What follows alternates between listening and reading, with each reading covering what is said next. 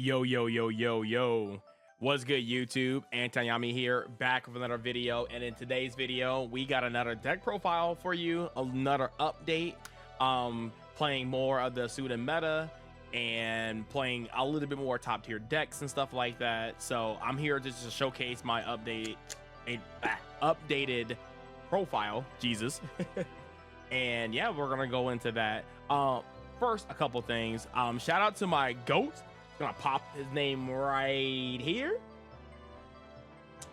Shout outs to you, my guy. I know you said you were just joking, whatever, but no, for real, shout outs, because you and somebody else in the comments, I can't remember his name, helped me out with some things that sped up my thought process with building the deck. So shout outs to you guys. Also, we did hit 100 likes on the spreadsheet video.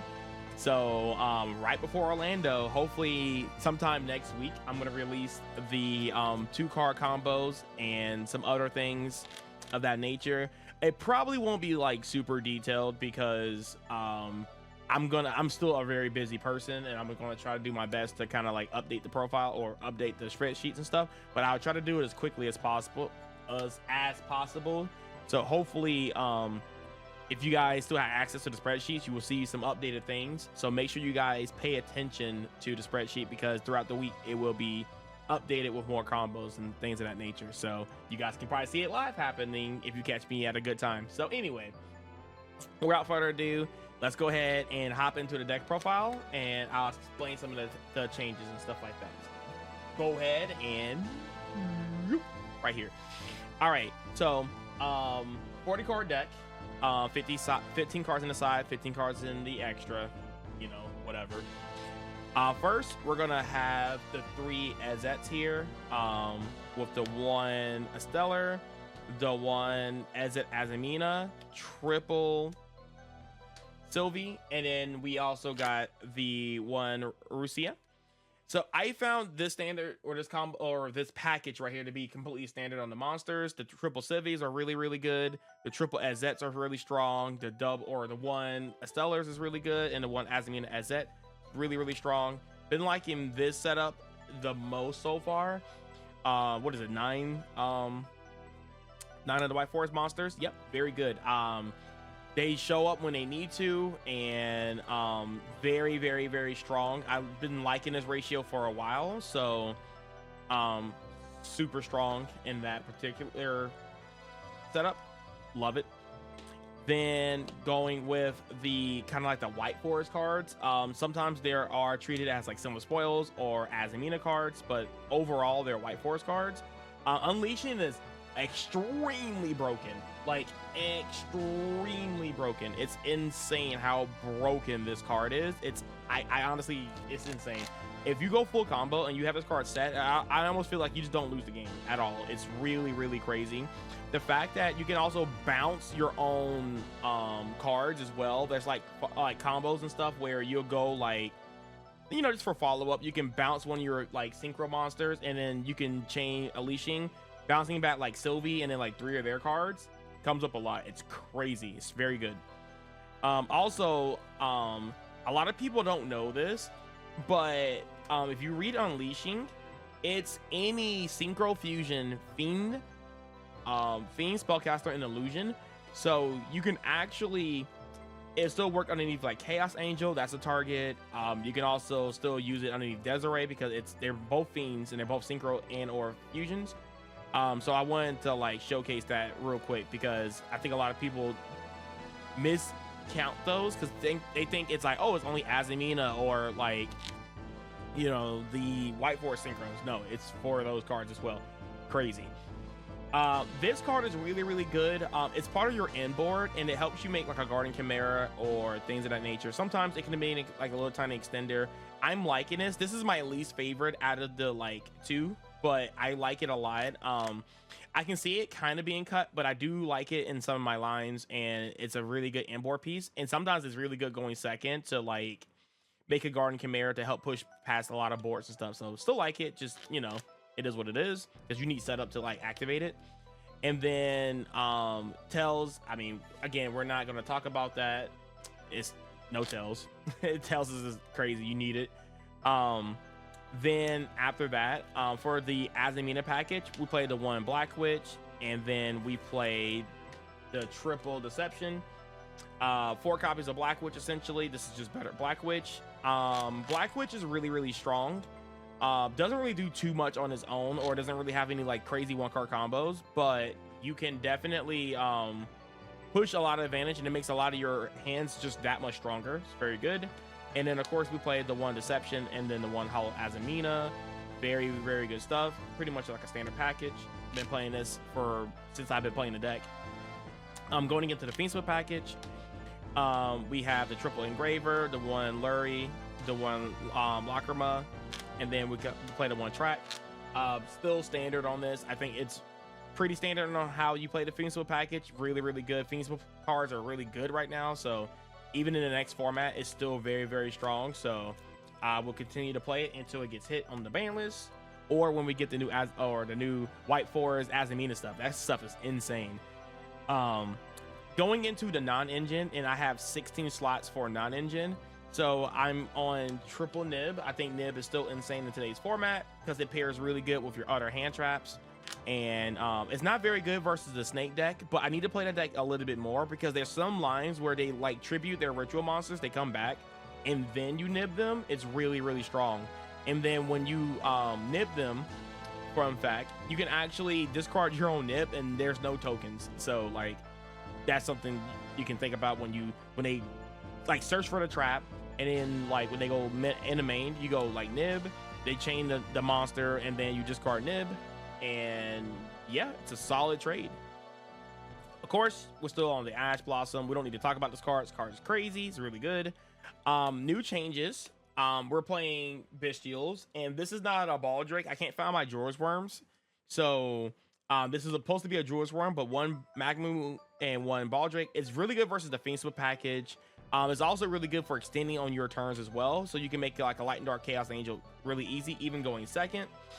And it's just really good versus like the Detonator for the Drawers Worm. It's just like, it's really insane. I've been liking the Bestial package. It's been killing it recently. So just putting a body on board, it's just that strong, because you can go like Magmu searches Drawers Worm summon itself, hitting something else, and then you go like normal summon Sylvie, and then if that gets like hand trapped or whatever, then you can literally make a free Chaos Angel. You can make a, you know, Fiendsmith push. It's really good. Another card that's been growing a lot of popularity, and I've been loving this card a lot, is the double Bell. Bell is really good in a lot of matchups. Not only that, it's good versus the Mizuzuki cards, the Rituals Trap or the Ritual deck, whatever. It's good versus those because this actually hits prayers, which is really strong. It also hits the Fiendsmith engine. It hits Nadir's Servant. It hits so many things in like the White Forest mirror match. It's very solid. It hits Wanted, hits a lot of good stuff. So and it's just solid. So definitely play it. I like it at 2. I don't know if it's a 3 of or anything like that, but it's very solid. Also, Bestial is going to be a lot everywhere in the format. It's good versus Call by the Grave. So not only that, this card can be like you know, something you can play on your opponent's turn, but it's also a good board breaker, and it's also a defensive card too. So if you get Called by the Grave, Bestial, you can just chain Bell and play through it. And then also it's very good versus Malice. This is one of your scarier matchups, so very good. Of course, you play the triple Imperm. Imperm is just Imperm. Really good. Love the card. And then of course we're playing the triple Tactics Talent to wrap it up. This card is really insane. Going first, if you resolve this card, I feel like you win. And then going second, versus some matchups, it's really good versus like Ritual or the Raizio decks and stuff like that. It's a solid card. Good board breaker in the format. Really do like it a lot. Let's go ahead and go into the extra deck. Extra deck, I'm playing one Requiem, one Little Knight or SP Little Knight, one Closed Moon, one Sequence, one Agmon, and one Lightless Shadow. This card is insane. I will be showing Case some matches that I've been playing against and testing and stuff. This card is really good. It's really good on your inboard piece. It comes up in a lot of your 1-card and 2-card combos. And yeah, she's very hard to like interact with. And if this card like survives and it comes back like on the end phase, or if you use it to like pop a card on the field during your standby phase, since you play like a whole bunch of like, you already played like Fiends, Spellcasters, and Illusions, so you get a 3 draw off that. But sometimes you also like Ash Blossom your opponent. You can also like discard Nib or something like that, and you get like a draw 5 or a draw 6 a lot of the times off this card too. A lot of times you get like a draw 4 or draw 5 a lot of the times, but sometimes you can get 6 or 7, and it's insane. This card is just like very, very, very good in this deck.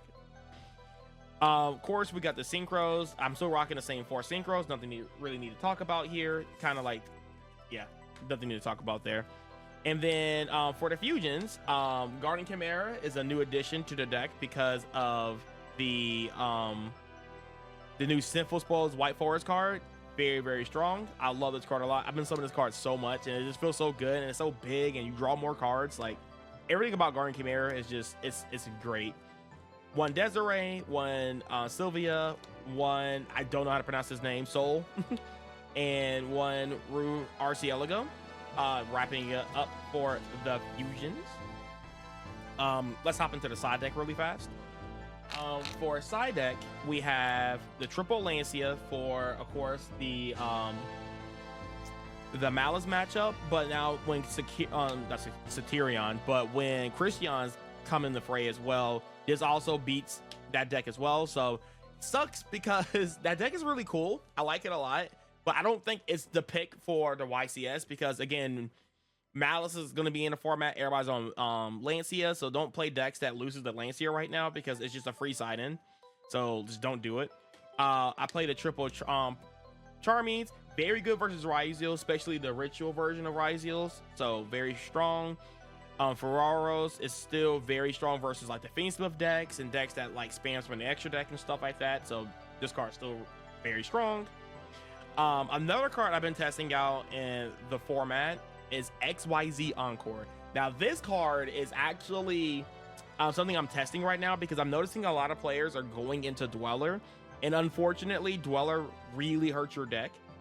And so you can either do like Chalice, or you can say like Chain Imperm or Droplets. And the reason why I think XYZ Encore is technically the best one out of like all the cards right now, like Chalice, Droplets and stuff. Droplets is too costly. You're a hand trap deck, so you can hand trap your opponent and then you Droplets for the rest of the cards in your hand and you won't have any plays. So I think Droplets is not like the card right now for this deck at least. XYZ Encore is stopping mostly Dweller because Dweller is just so crazy, but it has the good benefits of it's a quick play, so you can actually set it versus like Ryzeal's going first, which is really, really strong. And also out Caesar and Detonator, which are like the cards that kind of wreck your deck anyway, so like that's great. You don't care for fusions, you don't really care for synchros, you can break all those cards, like it's those cards. So XYZ Encore is just a really good pick right now. The fact that it also sets monsters on your side of your opponent's side of the board. So like say for example, if you hit like Caesar, right? How they make Caesar? They make it with Engraver, and they also make it with Necroquip. Well, Necroquip is not going to bring itself back because it wasn't properly summoned, so that's going to be like whatever. And then you have an Engraver that's like what, level 5 or whatever. So that's cool. I'd rather fight that over a Caesar. And then you hit Detonator. That one's a little tricky because like they actually can get follow-up off that because they're Ryzeal monsters will come back and they will search. But if you have the right hand, you can actually OTK a lot of the times because you give them 2 bodies on board. You go into like the Wolf, the Book of Moonum, and some of their monsters have really bad defense. I think Sword only has like 200 defense or something. You can actually swing for game like that. Also with a really big Desiree and things of that nature. So yeah, it's not too crazy, but if you don't end the game, it can kind of get pretty scary because giving Ryzeal players follow-up is like not something you want to do. So, but it's better than just auto losing to Dweller. So take that as you will. Other cards I'm playing Harpy's Feather Duster. Oh, I forgot to explain why before I move on. Sorry, I'm getting ahead of myself. These one take deck profiles are crazy, but the reason why I'm picking this over like Imperm, well, I'm still playing Imperm, whatever, but like why it's not good when you like draw or Imper or Chalice or Droplets the Dweller, because if they have a Detonator, they literally just chain Detonator, popping the Dweller, and then you just missed your target. And especially since Twin Eclipse or whatever that XYZ is called, if you chain to stop the detonator, then they just chain detonator to pop itself, and then detonator just brings itself back. So you're just trading a whole bunch of like -1s against your opponent. It's not very strong. So that's why I like XYZ Encore, because they can't respond to it. So it's pretty good. Harpy's Feather Duster. I don't think this card is needed in the deck or in any deck right now, but I mean, I don't know what to put in. I'm still like testing this slot, but Harpy's Feather Duster is just a solid card. Call by the Grave. You kind of need Call by the Grave because Droll is going to be a little bit more popular, and Droll does kind of hurt your deck a lot. So I'm playing Call by the Grave to just kind of help. I off chance Droll. It stops the Charmies if you need to stop the Charmies, because the Charmies do hurt this deck a lot. So just more defensive cards to stop those kind of cards. And I'm still playing the one Subversion. It went from the main deck to the side deck only because that ritual deck, board breakers are risky right now. Like, board breakers are extremely risky at the moment. So I don't know, I might even take out the talents and put in the Mo Charmies in the main. I don't know yet. This is not super finalized, but this card and this card are in question of being cut because of how hard that matchup is, especially going second. So, but yeah, that's going to be it for today's, deck profile and stuff like that. I hope you guys enjoyed it. And yeah, more updates to come. I mean, we got like 3 more weeks until the YCS. So we are still out here in the lab. We're still grinding. And yeah, we're going to try and make a winning White Forest YCS deck profile. So hopefully we can do well with it. And this deck is a lot of fun. I've been enjoying it, and I'm excited to try out the new support coming up here in the Alliance set. So that's gonna be sick.